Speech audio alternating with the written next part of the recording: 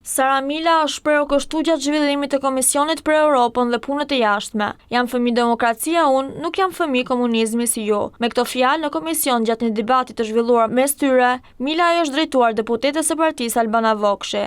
Në parlament, për mbështetjes së grupeve kriminale, po i bëj thirrje çdo deputeti që ka punuar dhe ka ardhur me votat dhe me mbështetjen popullore. Në Bashkimin Evropian. Ti pse prekesh? Pse Qa ka që preket? Fakti që reagon e lidh veten. Okej, po flas për një kolege, mos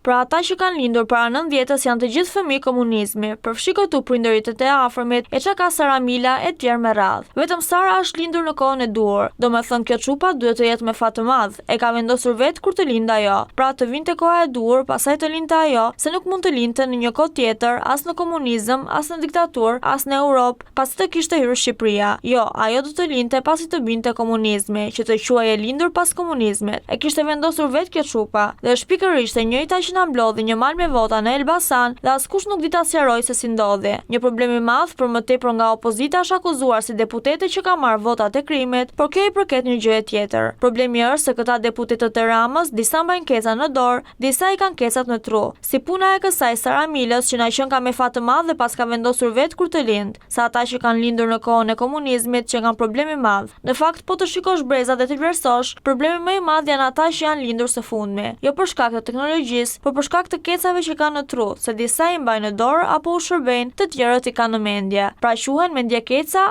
ata që bëjnë këto lloj krahasimesh.